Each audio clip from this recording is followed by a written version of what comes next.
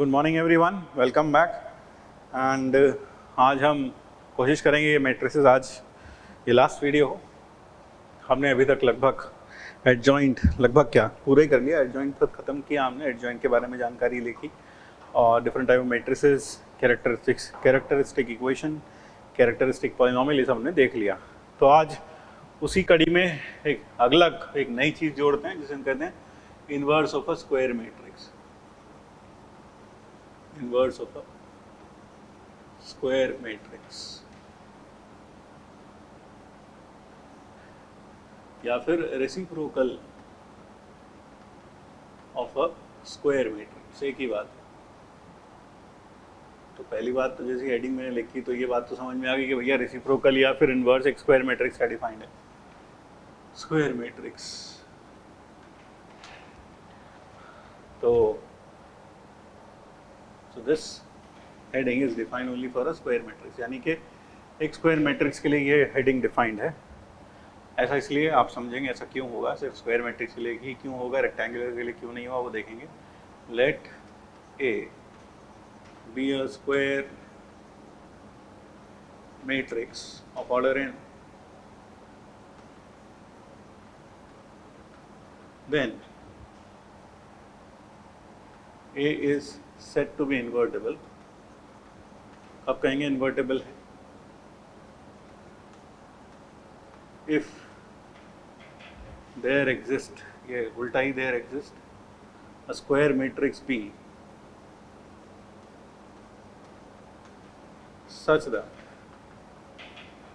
AB equal to I is equal to BA, यानी A को B से post और प्री मल्टीप्लाई करने के बाद जो आंसर आए वो एक आइडेंटिटी मैट्रिक्स आ जाए। Then in this scenario you will call this A as an invertible matrix, B is called as inverse या फिर reciprocal of A,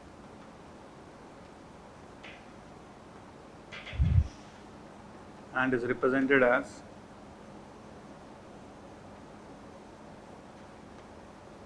B को क्या लिख देते हैं, A इनवर्स A के ऊपर -1।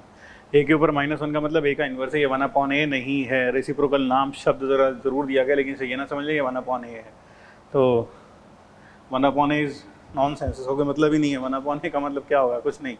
तो रेसिप्रोकल इसको इसलिए बोलते हैं क्योंकि इस मैट्रिक्स से A को मल्टीप्लाई करने पर प्री या पोस्ट आंसर आइडेंटिटी आता है। जिस तरह से 2 का रेसिप्रोकल 1/2 है और 1/2 से 2 को प्री और पोस्ट मल्टीप्लाई करके 1 आता है, इसी तरीके से B से A को प्री और पोस्ट मल्टीप्लाई करके या A को B से प्री और पोस्ट मल्टीप्लाई करके आइडेंटिटी मैट्रिक्स आता है जो कि मैट्रिक्स सिस्टम का 1 है। इसलिए B A का क्या कहलाएगा, इनवर्स कहलाएगा। तो that is A inverse into A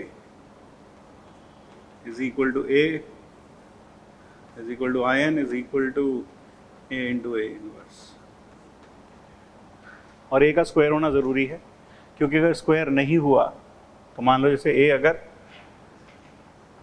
M cross N matrix है और B है N क्रॉस P, तो A B तो मान लो I है, लेकिन B A तो डिफाइंड ही नहीं होगा। B A will not be defined in that case, क्योंकि अगर आप B A फाइंड करोगे तो ये क्या हो जाएगा, N क्रॉस P और ये M क्रॉस N। तो आप हो गए P बराबर N होना चाहिए, यानी अगर ये M क्रॉस N की है तो वो N cross P cross N की होनी चाहिए, लेकिन P क्रॉस M की होनी, N क्रॉस M की होनी चाहिए। लेकिन उस केस में दोनों तरफ से सेम आइडेंटिटी मैट्रिक्स नहीं मिलेगा। समझ रहे क्यों नहीं मिलेगा, देख लो, अपने आप देख लो। मैंने क्या बोला, अगर ये रेक्टेंगुलर मैट्रिक्स हुआ, A ऑर्डर है M क्रॉस N और B का ऑर्डर है मान लो N क्रॉस P, और ये आइडेंटिटी मिल रहा है, तो अगर ये आइडेंटिटी मिल रहा है तो क्या होगा, आंसर आएगा M क्रॉस P। तो M और N मल्टीप्लाई, आइडेंटिटी मैट्रिक्स कब आएगा, जब ये स्क्वायर होगा। तो यानी M और P क्या होने चाहिए, बराबर होने चाहिए, यानी B M क्रॉस N की होनी चाहिए, तब आपको M मिलेगा। लेकिन अगर मैं B N क्रॉस M कर दूँ into A M cross N, then I will not get IM, I will rather get IN। So same A cross B, A into B is not equal to B into A, दोनों identity के बराबर लेकिन identity different है। तो इसलिए हम जो reciprocal define करते हैं वो सिर्फ किसके लिए करते हैं, स्क्वायर मैट्रिक्स के लिए, तभी ए बी और आई ए बी इंटू ए करके आंसर आइडेंटिटी मैट्रिक्स आएगा, सेम आइडेंटिटी मैट्रिक्स मिलेगी। सो आई होप ये समझ में आया कि कोई मैट्रिक्स इन्वर्टेबल कब होती है, कोई मैट्रिक्स इन्वर्टेबल कब कहलाती है। अगर आपको एक ऐसी स्क्वायर मैट्रिक्स मिल जाए जो उससे प्री और पोस्ट मल्टीप्लाई का आइडेंटिटी दे दे, तब हम उसे इन्वर्टेबल कहेंगे। ठीक है, अब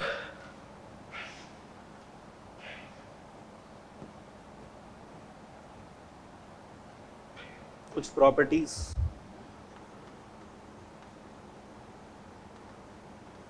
ऑफ इनवर्स। पहली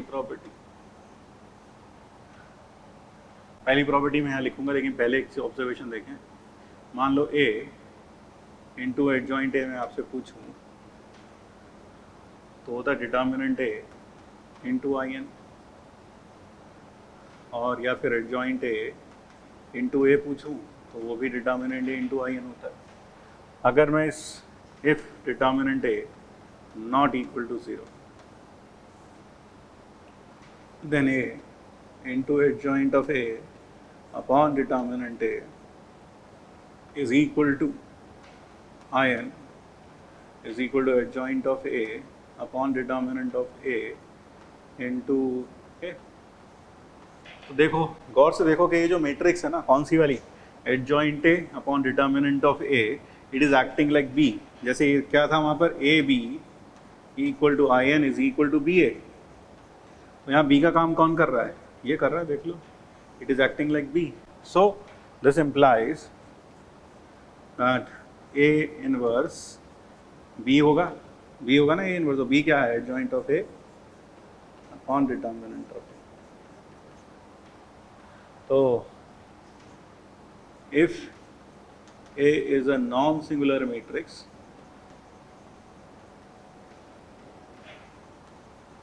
then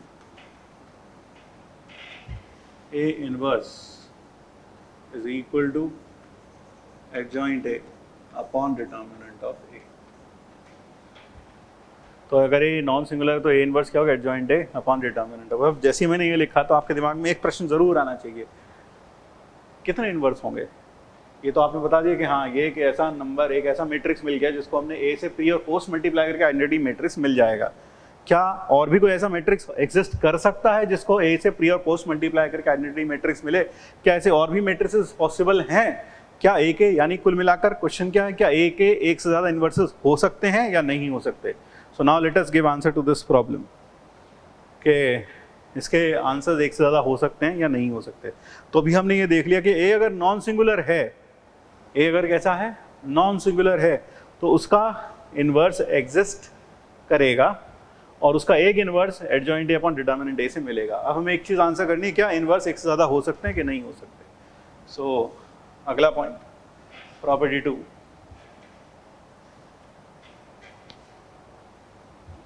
property 2, if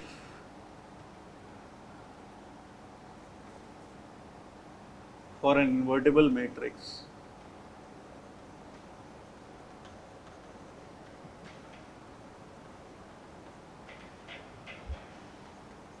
the inverse is unique।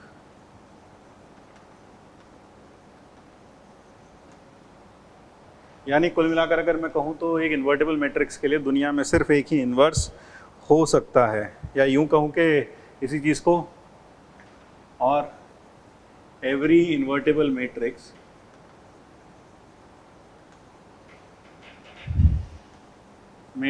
Has a unique inverse.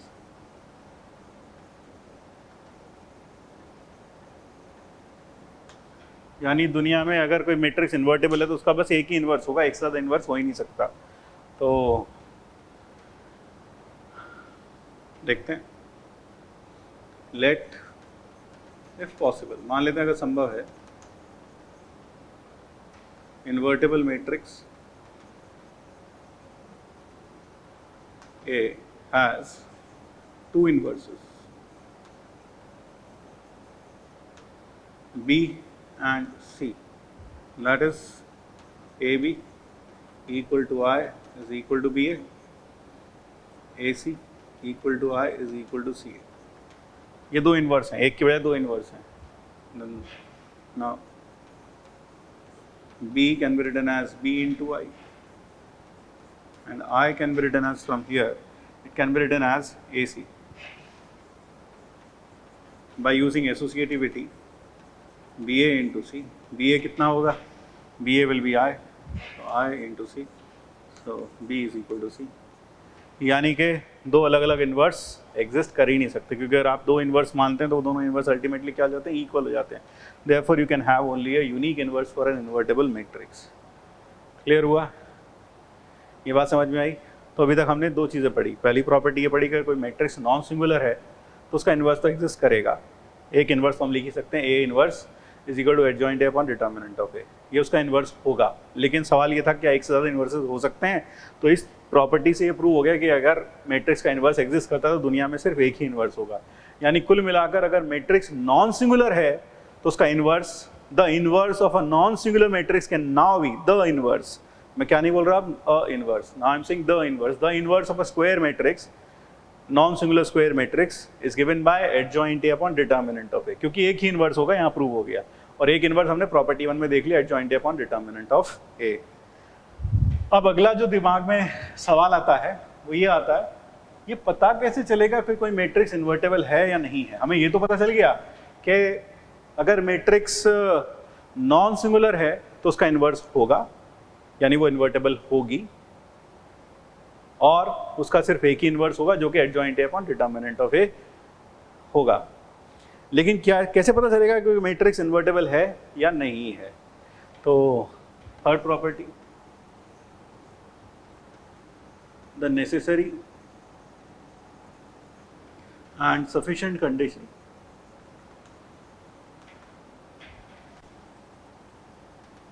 for a square matrix A to be invertible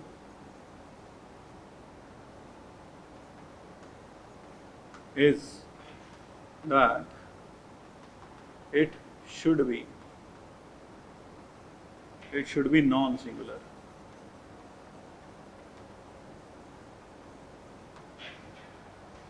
necessary and sufficient, ये थोड़ा शब्द थोड़ा सा हो सकता है आपको कंफ्यूजिंग हो. नेसेसरी सफिशिएंट कंडीशन मतलब इम्प्लाइज एंड इम्प्लाइज बाय. मतलब क्या कि अगर ये नॉन सिंगुलर है तो ये इन्वर्टेबल होगी, और अगर ये इन्वर्टेबल है तो नॉन सिंगुलर होगी. यानी if it is invertible then it is necessary that it will be non singular, and if it is non singular then it is sufficient to say that the matrix will be invertible. Vice versa.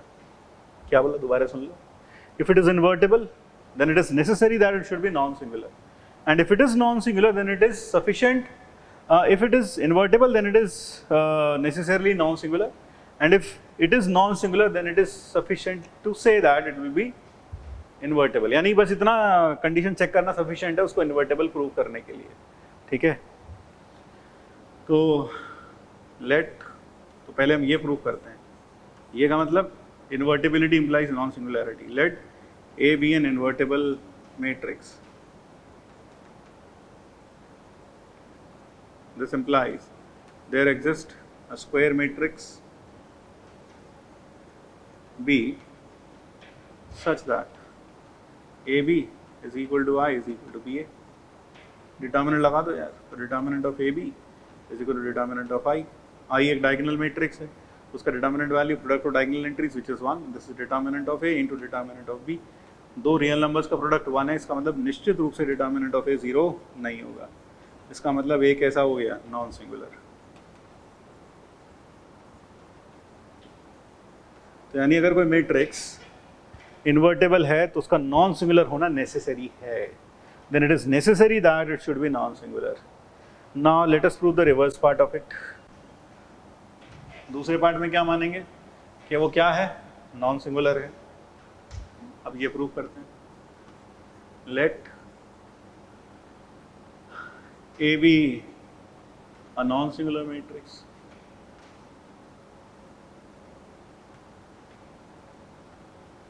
then B equal to adjoint A upon determinant A is such that AB equal to BA is equal to I. So this implies A is invertible. क्यों? Invertible कब होगी कोई matrix? जब एक matrix ऐसी exist करे जिसको इससे प्री और पोस्ट मल्टीप्लाई करके आइडेंटिटी आ जाए, और बी एक ऐसी मैट्रिक्स हमेशा मिलेगी आपको, क्योंकि प्रॉपर्टी 1 कहती है कि अगर ये नॉन सिंगुलर है तो ये मैट्रिक्स उसका इन्वर्स होगी। तो यानी ये मैट्रिक्स कैसी होगी? इन्वर्टेबल होगी, क्योंकि इसको ए को बी से प्री और पोस्ट मल्टीप्लाई करके आइडेंटिटी आ रहा है। तो यानी कुल मिलाकर नेसेसरी और सफिशिएंट कंडीशन क्या होगी किसी मैट्रिक्स इन्वर्टेबल के लिए? कि वो मैट्रिक्स कैसी होनी चाहिए? नॉन सिंगुलर होनी चाहिए। तो अब इस let me put it in a very straight manner, आपको एक स्क्वायर मैट्रिक्स दे दी गई, आपको बोला कि चेक करो क्या इन्वर्टेबल है कि नहीं है। तो आप क्या करोगे? डिटर्मिनेंट ए निकाल के देखो। डिटर्मिनेंट ए 0 आ गया तो वो कैसी हो गई? सिंगुलर हो गई, इसलिए वो इन्वर्टेबल नहीं हो सकती। क्यों? क्योंकि अगर वो इन्वर्टेबल होती तो नॉन सिंगुलर होनी चाहिए थी, तो it can not be invertible. अगर डिटर्मिनेंट ए नॉन जीरो आया देन इट इज इन्वर्टेबल। यानी कुल मिलाकर what is, how will you test whether a given matrix is invertible और not? You just find its determinant value. If the determinant value is 0, it will be non invertible, and if it is non zero then it will be invertible. I hope ये clear हो गया, समझ में आया? तो ये necessary और sufficient condition. तो अभी तक हमने क्या देख लिया कि दुनिया में हर मैट्रिक्स का अगर वो इन्वर्टेबल है तो एक ही इन्वर्स होता है, एक से ज़्यादा इन्वर्स पॉसिबल नहीं है। और किसी मैट्रिक्स को इन्वर्टेबल बोलने के लिए वो नॉन सिंगुलर होना ज़रूरी है, और अगर वो नॉन सिंगुलर है तो इन्वर्टेबल ऑटोमेटिकली हो जाएगी। So that is what we have learned from the past few properties. Now the next property is, if I think this is property 4 we are doing, if A is an invertible matrix, और जैसे ही मैंने अब square where नहीं लिख रहा क्योंकि invertible मतलब itself means that A is square matrix. If A is an invertible matrix then A transpose is also invertible, and A transpose का inverse is A inverse का transpose। यानी ये दोनों operations of transpose and inverse are commutative। transpose लेने के बाद inverse find करो या inverse find करने के बाद transpose कर दो, the effect will be same। Transpose लेने के बाद इन्वर्स फाइंड करो या फिर इन्वर्स फाइंड करने के बाद ट्रांसपोज ले लो, the effect will be same. So let us prove it, let us see the proof of this also.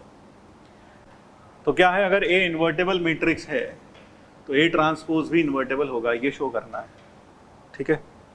तो चलो देखते हैं। Determinant of A transpose is equal to determinant of A, ये पता है हमको, वी नो। क्यों? रो कॉलम इंटरचेंज करने पर डिटर्मिनेंट वैल्यू पर कोई फर्क नहीं पड़ता, और ये तो जीरो नहीं है। क्यों? क्योंकि ये मैट्रिक्स ऐसी इन्वर्टेबल, इन्वर्टेबल है तो नॉन सिंगुलर होगी। सो this implies determinant of A transpose zero नहीं है, और अभी अभी हमने पढ़ा नेसेसरी सफिशिएंट कंडीशन, यानी अगर वो नॉन सिंगुलर है तो इन्वर्टेबल होगी। तो this implies A transpose is invertible. तो ए ट्रांसपोज कैसा हो गया? इन्वर्टेबल हो गया, ठीक है? Now since A is invertible, A invertible है, therefore A into A transpose, A into A inverse is equal to I is equal to A inverse into A. ये होगा क्योंकि मैट्रिक्स इन्वर्टेबल है, पूरे पे ट्रांसपोज लगा देते हैं। ए इनवर्स का ट्रांसपोज इज इक्वल टू आई का ट्रांसपोज, ए इनवर्स इंटू ए का ट्रांसपोज।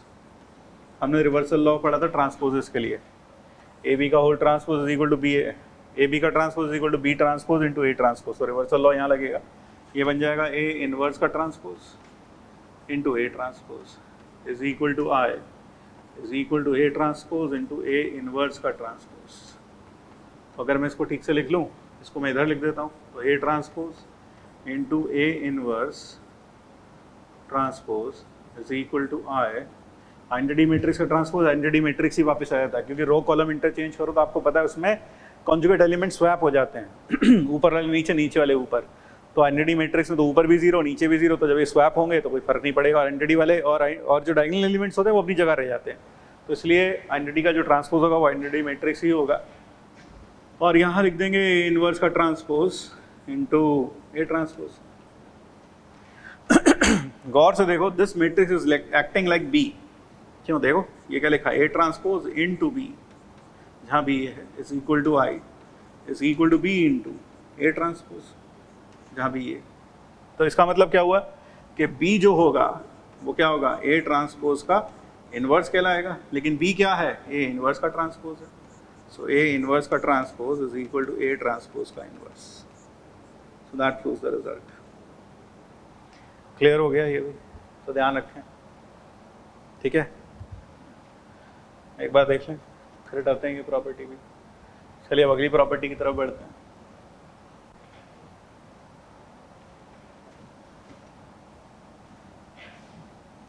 तो अगर आप नॉन सिंगुलर मैट्रिक्स बोलो, इन्वर्टेबल बोलो, बात एक ही है।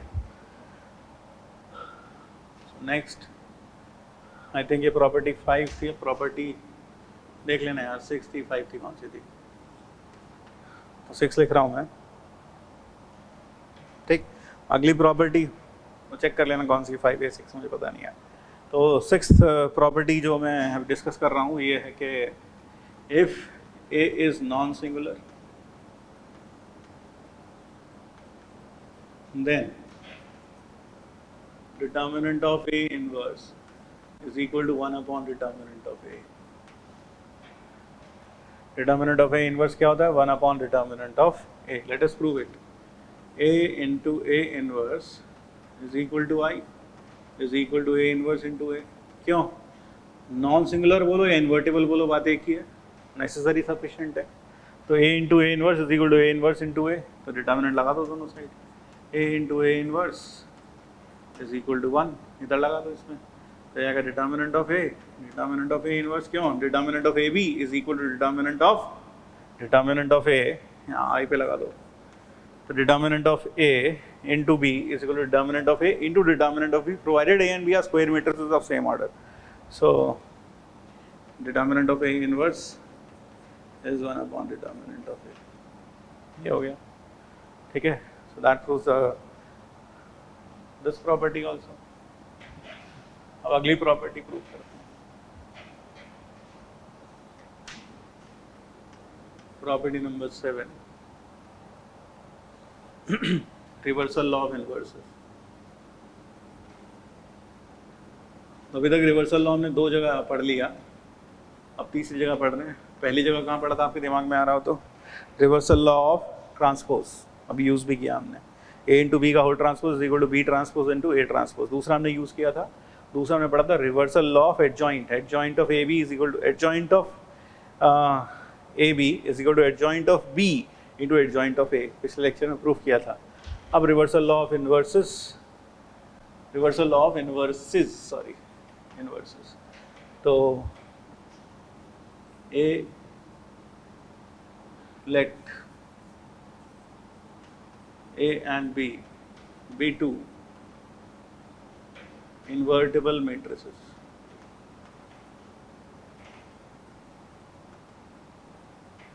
Then A and B invertible matrices of same order.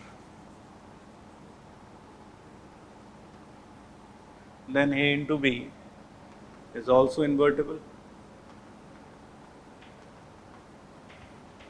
and AB का inverse is equal to B inverse into A inverse, ये प्रूव करना है। तो चलो देखते हैं।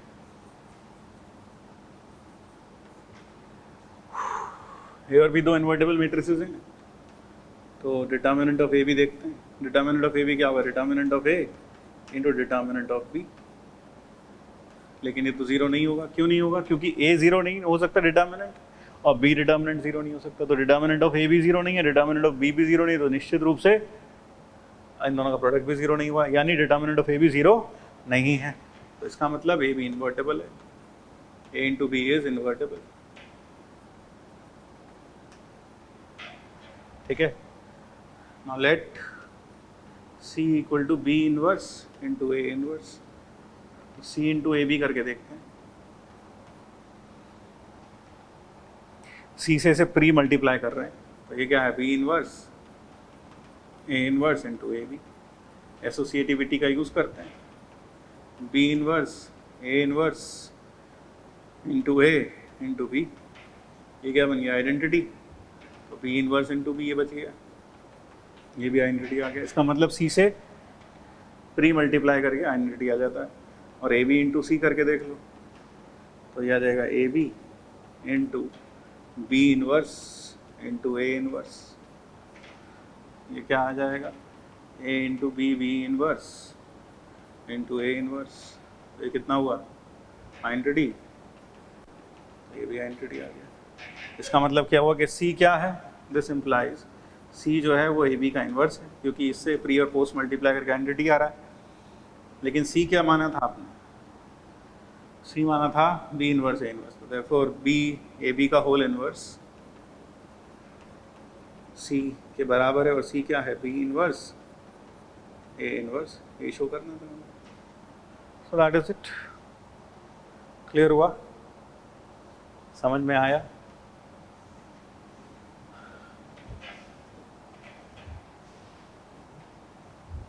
तो ये एक प्रॉपर्टी और हमने पढ़ ली।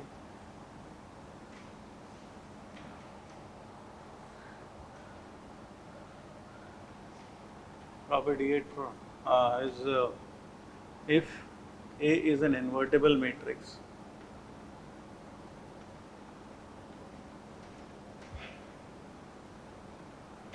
then adjoint of A whole transpose is equal to adjoint of A का ट्रांसपोज। ये प्रूव करना है, तो चलो करते हैं प्रूफ।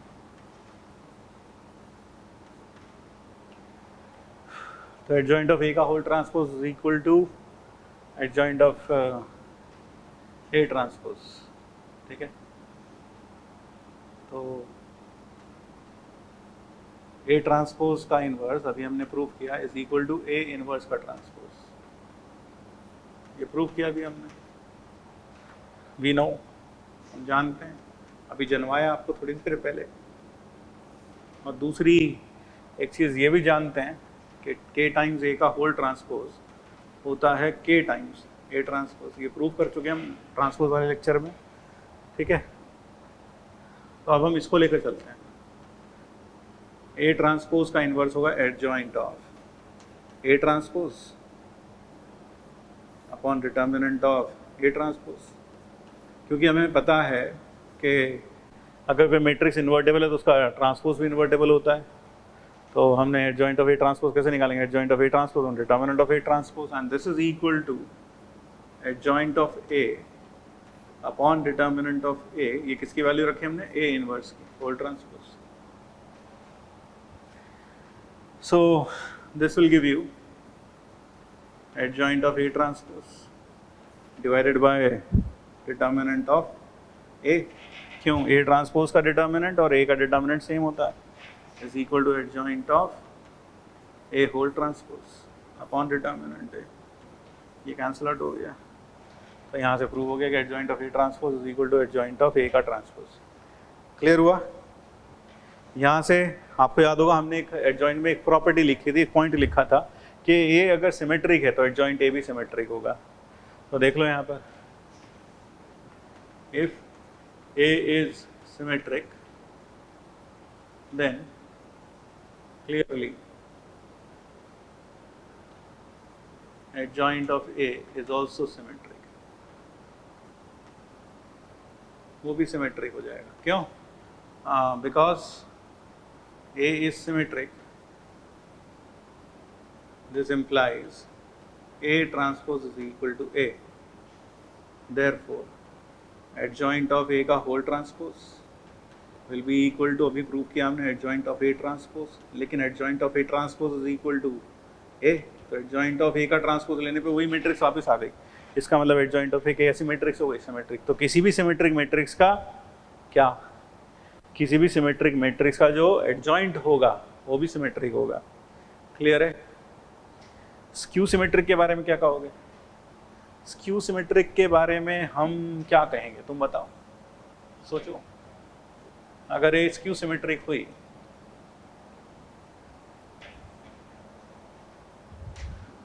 अगर ये स्क्यू सिमेट्रिक है, इज स्क्यू सिमेट्रिक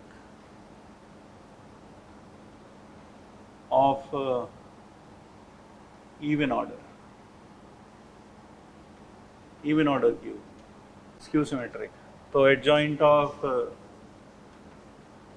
ए का whole transpose will be equal to adjoint of A transpose, और एक ऐसी स्क्यू सिमेट्रिक है तो ये हो जाएगा एडजॉइंट ऑफ माइनस ए। अब आपको पता है कि एडजॉइंट ऑफ के ए हमें पता है, हम जानते हैं, जनवाया था, we know adjoint of K A will be k to the power n minus 1 into adjoint A, ये जानते हैं। So this will be minus 1 to the power, that is say 2n का है ये ऑर्डर,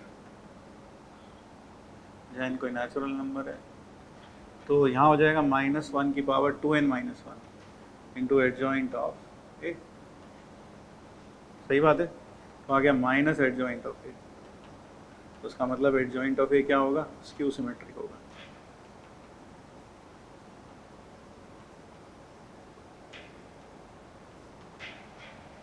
अगर ये इवन ऑर्डर की तो ये स्क्यू सिमेट्रिक हो जाएगी। Skew symmetric matrix of even order has an adjoint which is of even order, that is this, then adjoint of A is skew symmetric, ध्यान रखें। और अगर ऑड ऑर्डर होता तो ये सिमेट्रिक हो जाती, ऑर्डर होता तो ये सिमेट्रिक हो जाती। क्लियर है भाई? चलो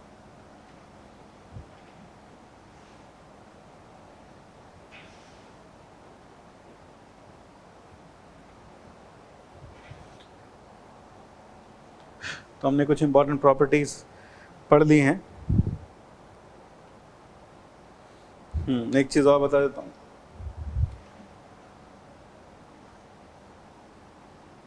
if A is an invertible matrix,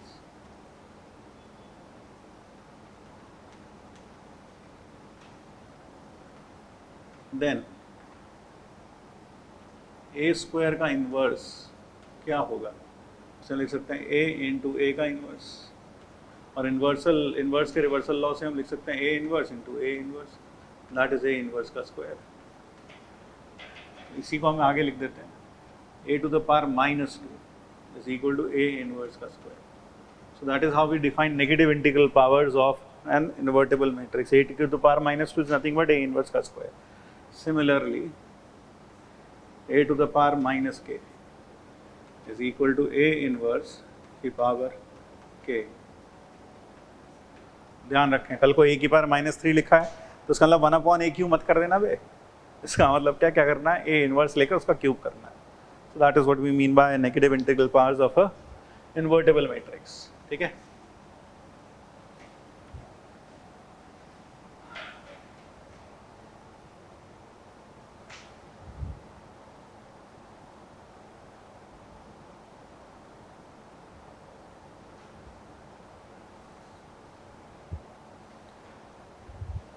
लगे हाथ सिस्टम ऑफ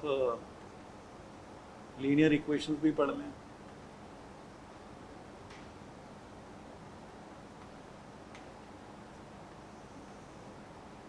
मान लो हमारे पास ये हमने क्रेमर्स रूल में भी पढ़ा था, b1y c1z equal to d1 a2x plus b2y plus c2z equal to d2, और a3x plus b3y plus c3z equal to d3। ये एक system of linear equations and we want to solve it. We can solve it by using Cramer's rule that we have done in determinant, लेकिन हम इसे matrix method से भी solve कर सकते हैं। देखिए कैसे, क्या करें, let me right this matrix, this system in an equivalent form. ये मैं कोएफिशिएंट मैट्रिक्स लिख लेता हूँ, जैसे वहाँ मैंने कोएफिशिएंट डिटर्मिनेंट लिखा था, यहाँ कोएफिशिएंट मैट्रिक्स लिख लेता हूँ।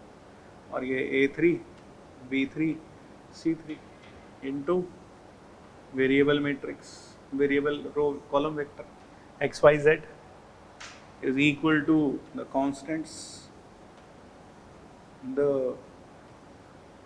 column vector consisting of the constant। और देखो मैं इस सिस्टम को ऐसे भी लिख सकता हूँ, can be written, can be alternatively written as, ऐसे लिख सकते हैं हम इसको। क्यों, मल्टीप्लाई करोगे रो बाय कॉलम, तो a1x b1y c1z plus plus plus, फिर अगली रो आएगी, क्योंकि देखो ये कितने ऑर्डर का है, 3 क्रॉस 3 का, और ये 3 क्रॉस 1 का, जो मल्टीप्लाई करोगे तो आंसर आएगा 3 क्रॉस 1 का, यानी उसमें 3 रो आएंगी, कॉलम एक ही आएगा। तो पहला एलिमेंट होगा A1X B1Y C1Z, काम खत्म। फिर दूसरा एलिमेंट होगा, पहला एलिमेंट ये हो गया, दूसरा एलिमेंट होगा ये A2X B2Y, यानी जब आंसर आएगा ना वो ऐसा आएगा, देखो ये यहाँ ऐसा लगा होगा और ये इधर ऐसा आ जाएगा। और दो मैट्रिक्स इक्वल कब होती है? जब ये और ये इक्वल कॉरस्पॉन्डिंग एलिमेंट्स। तो यानी ऊपर लिखे गए सिस्टम को हम ऐसे भी रिप्रेजेंट कर सकते हैं। आई होप ये क्लियर हो गया। सो इसको चाहे ऊपर लिखा है उस तरह लिखो या फिर जो नीचे लिखा है उस तरह लिखो, बात एक ही है। These are not two different things, it is one and the same thing. So the लिखा हुआ जो ऊपर वाला मैट्रिक्स सिस्टम है उसको हम ऑल्टरनेटिवली ऐसे लिख सकते हैं, ठीक है। अब हमारा मकसद है यहाँ पर क्या फाइंड करना, x, इसको मैं लिख देता हूँ a, that is a into x equal to b, ये हो जाएगा। तो क्या करें, हमें a चाहिए, तो हम इसमें multiply, pre multiply by joint A on both sides।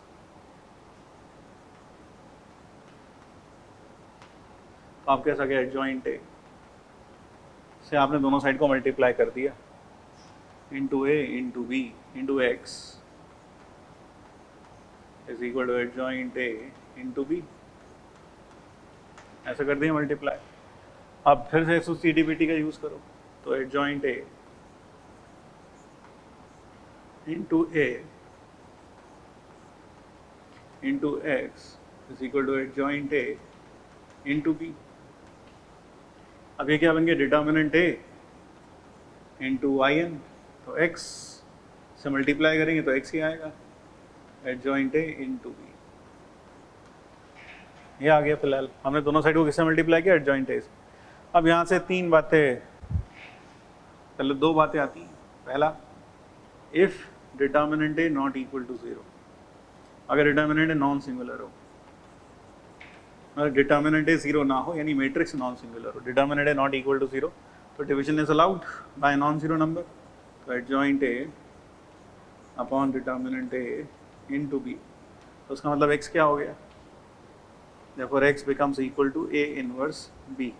और कैसा सॉल्यूशन आया, यूनिक सॉल्यूशन आएगा, क्योंकि x की और y की और z की एक ही वैल्यू मिलेगी, क्योंकि आप A इनवर्स B निकालेंगे और उसको x से कंपेयर करेंगे तो x की वैल्यू, y की वैल्यू, z की वैल्यू, यूनिक वैल्यू मिलेगी। और अगर joint A इंटू B, यहाँ पर अगर इसमें if determinant A is equal to 0, तो गौर से देखो ये बन गया 0 into x is equal to joint A into B। अब अगर इसमें फर्दर दो रेमिफिकेशंस हैं, वो क्या है, अगर joint A इंटू B 0 हो जाए,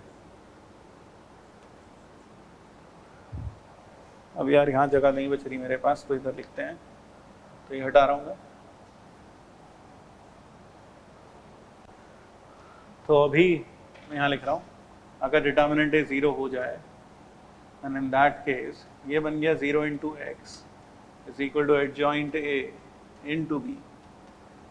मैंने बताया यहाँ से फर्दर दो रैमिफिकेशंस आते हैं, वो क्या है, if joint A into B is equal to 0, तो ये सिस्टम बन गया 0 into x is equal to 0। अब x को जो चाहे रख लो यार, 0 into some matrix will always give you 0, so x can be anything. So इसका मतलब यहाँ क्या हुआ, इनफाइनाइटली मेनी सॉल्यूशन।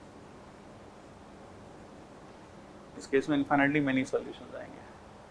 और अगर joint A into B is not equal to 0, तो ये 0 इंटू एक्स इधर जो आएगा वो एक नॉन ज़ीरो कॉलम वेक्टर आ जाएगा मल्टीप्लाई करके, जो कि पॉसिबल ही नहीं है। यानी इस केस में आंसर क्या आएगा, नो सॉल्यूशन, क्योंकि इधर तो हो गया 0 वेक्टर, यहाँ तो 0 आ जाएगा, इधर एक नॉन ज़ीरो कॉलम वेक्टर आएगा, ये 0 कॉलम वेक्टर आएगा, उधर नॉन ज़ीरो कॉलम वेक्टर आएगा, दोनों बराबर हो ही नहीं सकते। तो इस केस में नो सॉल्यूशन, यानी इनकंसिस्टेंट होगा सिस्टम। इस केस में भी कंसिस्टेंट होगा और इस केस में भी कंसिस्टेंट होगा। आई होप ये क्लियर हो गया अच्छे से। कैसे हम किसी लीनियर इक्वेशन को सॉल्व कर सकते हैं। तो ये जो मैट्रिक्स मेथड है, this is in some way better than Cramer's rule sometimes, because Cramer's rule में आपको याद होगा एक कंडीशन थी जिसमें कि अगर डी ज़ीरो हो जाए, डेल्टा ज़ीरो हो जाए, डेल्टा एक्स ज़ीरो हो जाए, डेल्टा वाई ज़ीरो हो जाए, डेल्टा जेड भी ज़ीरो हो जाए, तो उस केस में या तो इन्फाइनेटली मेनी सॉल्यूशंस होंगे या फिर नो सॉल्यूशन होगा। Will have to check further. तो वो वहाँ लाके छोड़ देता, फिर आपको आगे चेक करना पड़ता है। लेकिन इस केस में एक कंप्लीट हमारे पास पैकेज है जिसमें हम सीधा सीधा डिटर्मिनेंट अगर ज़ीरो भी हो जाए तब भी हमारे पास एक सर्टेनिटी के साथ आंसर होगा कि इसमें इन्फाइनेटली मेनी सॉल्यूशंस होंगे या फिर नो सॉल्यूशन होगा। So this is called as Gauss-Jordan method. ठीक है ना, it is the joint invention. तो इसे Gauss-Jordan method भी बोलते हैं, तो ध्यान रखें।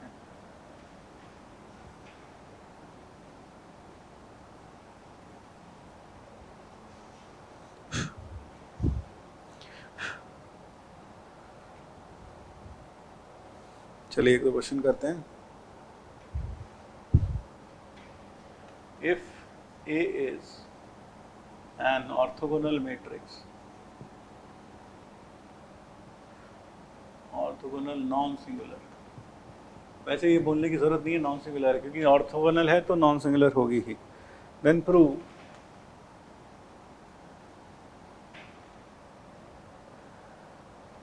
A inverse is also orthogonal.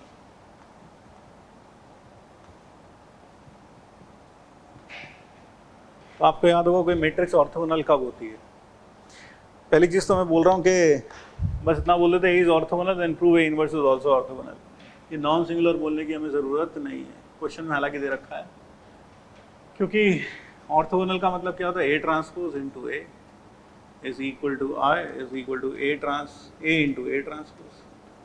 तो अगर ये ऑर्थोगोनल है तो ये तीनों कंडीशंस, ये कंडीशन होल्ड करनी चाहिए। तो डिटर्मिनेंट लगा दो, determinant of A transpose into A is equal to determinant of I, which is 1. So determinant of A transpose into determinant of A is equal to 1. तो ये हो गया A transpose का determinant, तो determinant of A का square is equal to 1. इसका मतलब determinant A 0 नहीं हो सकता। तो ये नॉन सिंगुलर तो होती ही, तो इसलिए ये ऑर्थोगोनल है तो नॉन सिंगुलर तो होगी। हमें प्रूव करना है कि उसका इन्वर्स भी ऑर्थोगोनल होगा। So that is what we have to prove. ठीक है, तो चलो देखते हैं। तो A इनवर्स ऑर्थोगोनल होगा, यानी तो पहले तो आप ये देखें कि इसके हिसाब से clearly A inverse is equal to A transpose. क्यों? क्योंकि A ट्रांसपोज है A के बराबर, A transpose into A I आ रहा है, तो A का इनवर्स क्या होगा, A ट्रांसपोज। क्लियरली कहाँ से, यहाँ से, क्योंकि खुद देखो ना A को किस मैट्रिक्स से प्री और पोस्ट मल्टीप्लाई करके आइडेंटिटी मिल रहा है, A ट्रांसपोज है। तो A ट्रांसपोज क्या है, इसका इन्वर्स है, तो A इन्वर्स किसके बराबर होगा, A ट्रांसपोज के बराबर होगा। अब A ट्रांसपोज को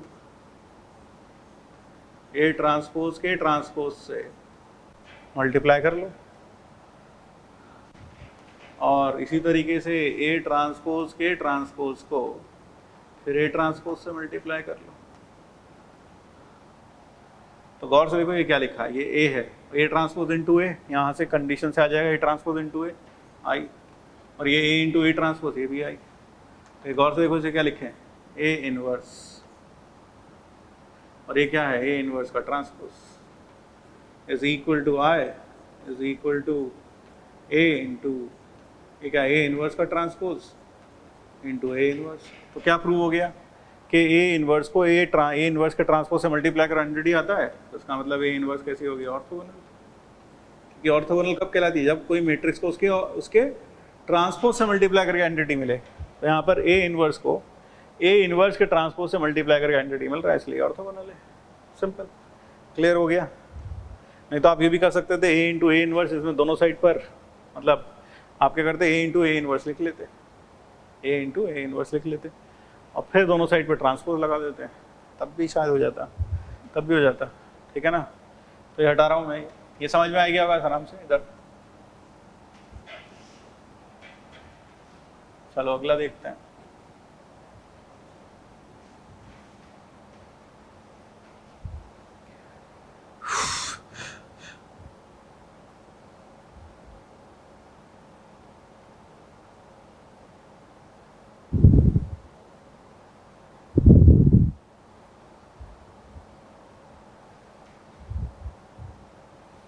find the matrix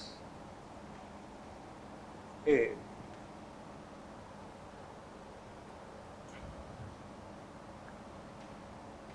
satisfying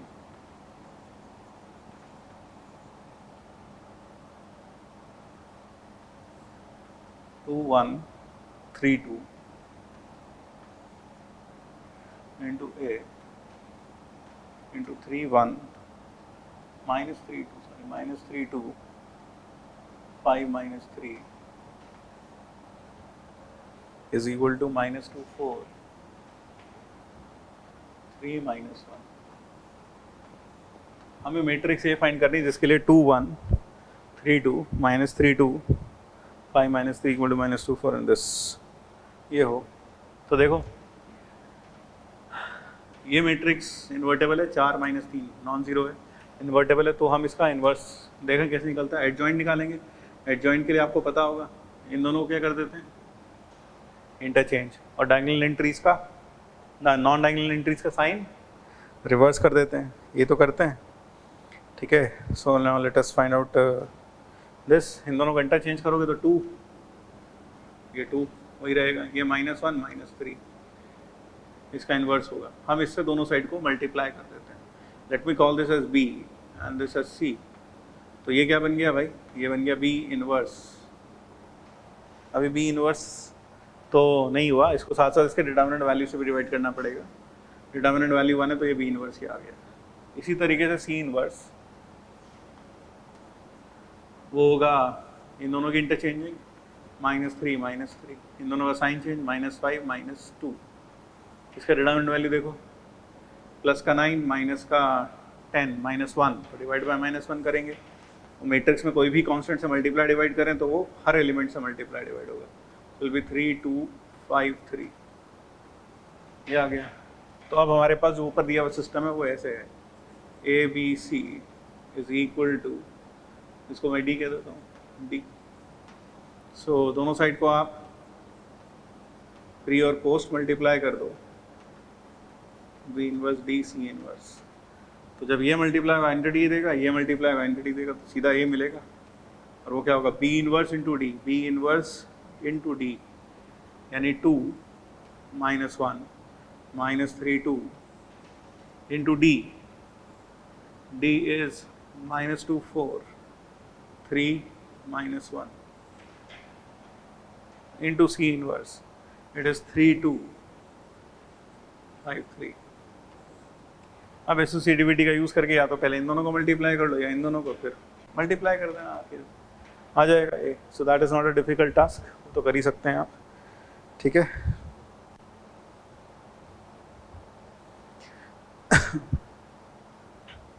एक और करते हैं.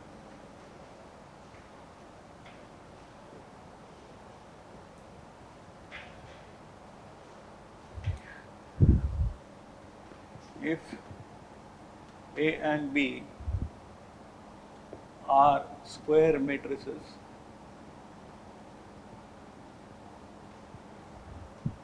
of order 3 and adjoint A is equal to B, then adjoint of 3AB is option A is 3 into determinant B का square into I3. Option B is 9 into determinant B into I3. Option C 3 into determinant A का square I3. And D is 9 into determinant A I3. चलो देखते हैं. तो adjoint of 3 times A B, हम जानते हैं adjoint of के होता है k की पावर n माइनस 1 बाहर आ जाता है, तो 3 की power 3 minus 1 adjoint of A B, and this is nothing but 9. Reversal of adjoint से लिख सकते हैं adjoint B into adjoint of A. Now what is adjoint of A, that is B. You get 9 adjoint B into B. अब adjoint B into B is determinant of B into I3. कौन सा answer आया भाई? Bombay is the correct answer. Simple है, ठीक है। तो चलो एक और देखते हैं।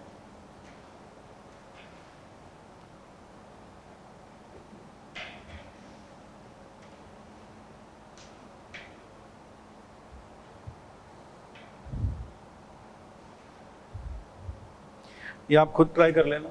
Late f x equal to the matrix cos x minus sin x 0, sin x cos x 0 and 0 0 1। तो ये तो वही f x and g y is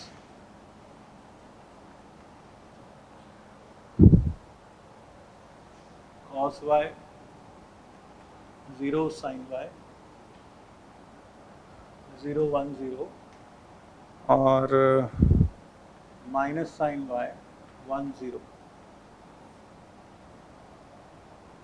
minus sine y 0, एक minute, minus sine y 0 cos y, ये है। सो आपको F x दे दिया और जी x they the, ji why they दिया, आपको शो करना है। तो पहला पार्ट एफ एक्स का जो इन्वर्स होगा वो होगा एफ ऑफ माइनस एक्स, ये शो करना है। तो अगर आपको शो करना है कि एफ एक्स का inverse F of minus x है तो क्या करेंगे? और दूसरा आपको शो करना है जी वाई का inverse is minus g of minus y, and C part that you have to show is fx into gy का whole inverse is g of minus y into f of minus x। ये prove करना है। तो पहला part अगर prove करना है तो fx का inverse is equal to f of minus x show करना है। तो आप f ऑफ माइनस एक्स निकाल लें। f ऑफ माइनस एक्स कैसे मिलेगा? x का माइनस एक्स रखते हैं, f ऑफ माइनस एक्स आ गया। अब fx को f ऑफ माइनस एक्स से मल्टीप्लाई कर लें, आइडेंटिटी आ गया तो ये इसका इन्वर्स हो गया। अब इसमें कई लोग कह सकते हैं सर हमें तो दोनों तरफ मल्टीप्लाई करके देखना पड़ेगा कि आपने बोला कि f ऑफ माइनस एक्स निकालो, हमने निकाल लिया, फिर f ऑफ माइनस एक्स को हमने f से मल्टीप्लाई किया, यानी f of minus x into F x किया। और मैं कह रहा हूँ अगर आइडेंटिटी आ गया तो इन्वर्टेबल हो गया, खत्म, वो इसका इन्वर्स हो गया। ऐसा क्यों? ऐसा इसलिए कि if a into b is equal to I, then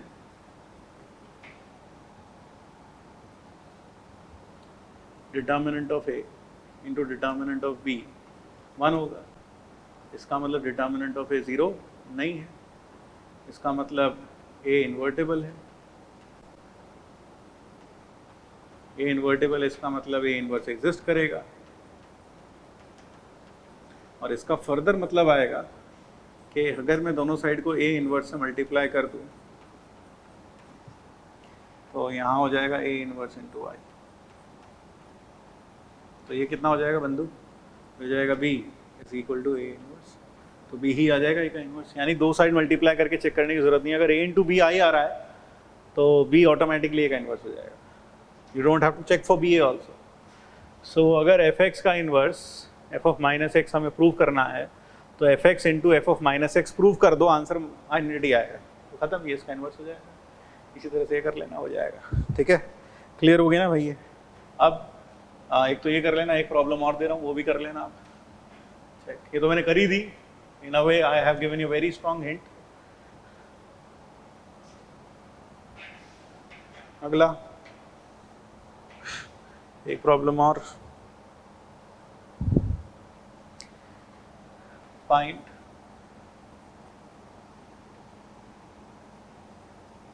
inverse of A equal to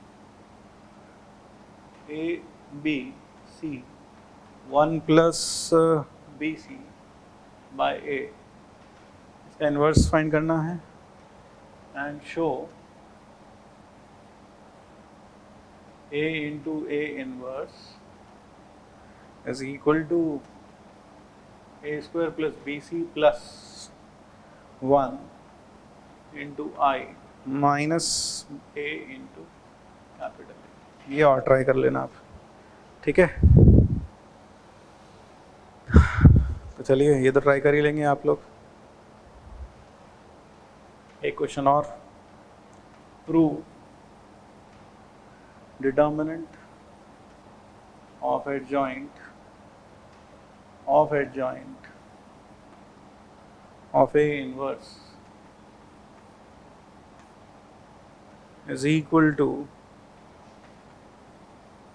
determinant A to the power minus 4, where A is a square matrix of order 3। तो ये और ट्राई कर लेना, ठीक है ना, कर लोगे आप, हो जाएगा, मुश्किल नहीं है। पिछला लेक्चर अच्छे से देखना, आ जाएगा सब समझ में। तो ये 3 क्वेश्चंस आप खुद से ट्राई करेंगे।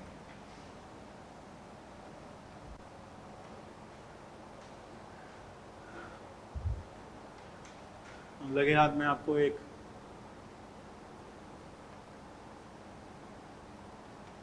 केले हैमिल्टन थ्योरम के स्टेटमेंट भी बता दूं। हालांकि थ्योरम हमारे IIT के सिलेबस में नहीं है, but still it is a good tool to solving many problems and finding inverse. Inverse find करना भैया आसान नहीं होता, ये बात तुम उस दिन समझ जाओगे जिस दिन तुम इनवर्स निकाल के देखोगे खुद से 3/3 का। पहले हर एलिमेंट का कोफैक्टर निकालोगे, उसको हर एलिमेंट को उसके कोफैक्टर से रिप्लेस करोगे, फिर उसका ट्रांसपोज लोगे तो एडजॉइंट मिल जाएगा। फिर आप डिटर्मिनेंट ऑफ ए से डिवाइड करेंगे तो आपको ए का इन्वर्स मिलेगा। तो इन्वर्स फाइंड करना एक आसान प्रक्रिया नहीं है, but Cayley Hamilton theorem helps you to find inverse easily provided the matrix is invertible. So what does this theorem say? Every square matrix satisfies its characteristic equation.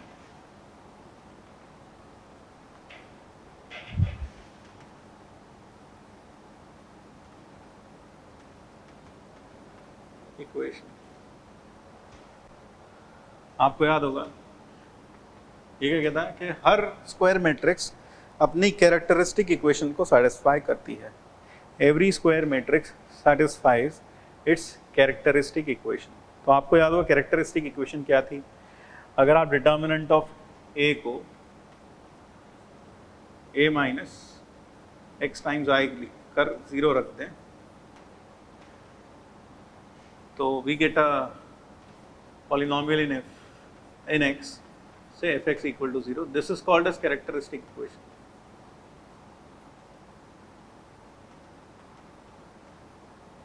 So this further implies by CH theorem, Cayley-Hamilton theorem, what does this theorem say? कि f x की जगह पर अगर आप a रख दोगे तो ये null matrix आ जाएगी। That is every square matrix satisfies its characteristic equation. ध्यान रखें, ठीक है ना। इसका प्रूफ हम नहीं कर रहे हैं क्योंकि हमारे सिलेबस से वैसे ही बाहर है। आप तो सिर्फ आम खाइए, स्टेटमेंट देखें, पेड़ कहाँ से लगा कैसे नहीं लगा उसकी ज़रूरत नहीं है जानने की। तो कभी आओ क्लास में फिर बताएंगे कैसे होता है, ठीक है ना। तो क्लास में आओ फिर बताएंगे। तो फिलहाल इतना बहुत है ये स्टेटमेंट, तो ये हटाते हैं।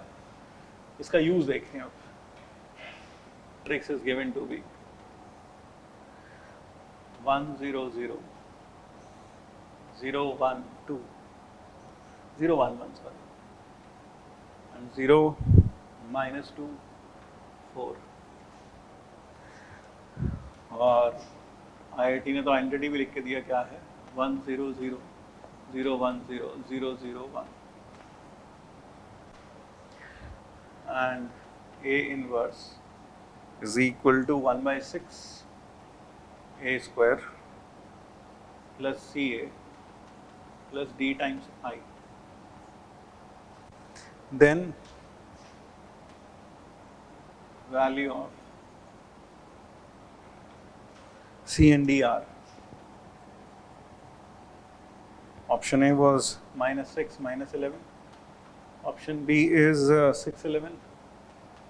C is -6 11 और D है 6 -11। तो ये क्वेश्चन था। अब एक तरीका तो क्या था, मैं इसका इन्वर्स निकालता और फिर उधर स्क्वायर वेयर करके इसको कंपेयर करता कॉरस्पॉन्डिंग एलिमेंट्स को। That is one way of doing it. लेकिन आप समझ सकते हैं इन्वर्स निकालना हमेशा आसान नहीं होता। तो क्या करते हैं, let us find out the characteristic equation of A. वो क्या आती, वो आती a minus x times I is equal to 0 and determinant of 1 minus x 0 0 0 1 minus x 0 1 sorry, और फिर आता 0 minus 2 4 minus x, ये डिटर्मिनेंट इक्वल टू 0।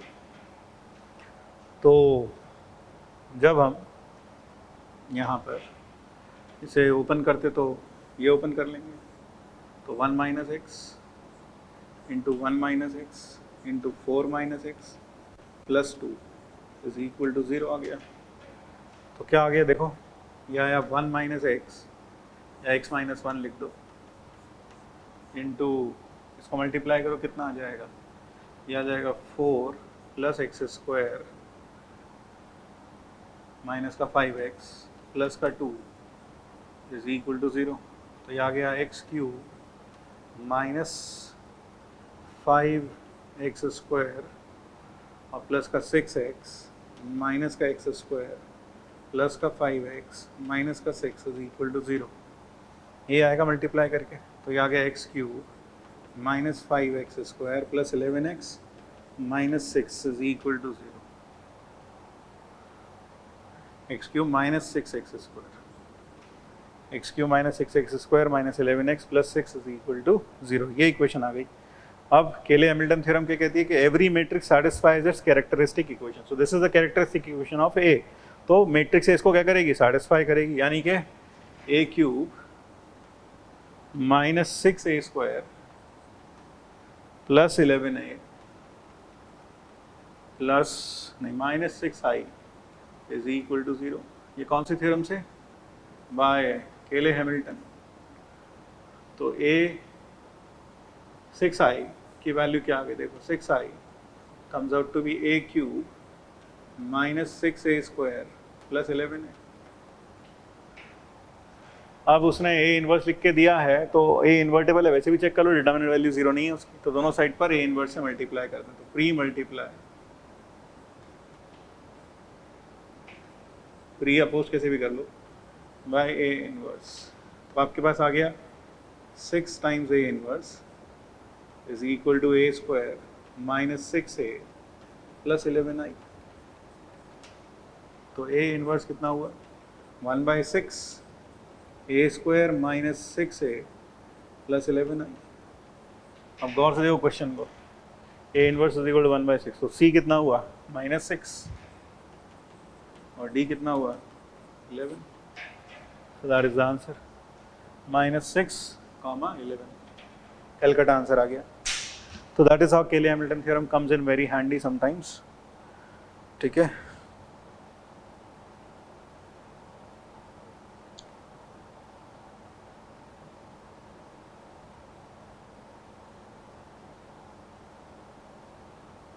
चलिए, तो ये हो गया।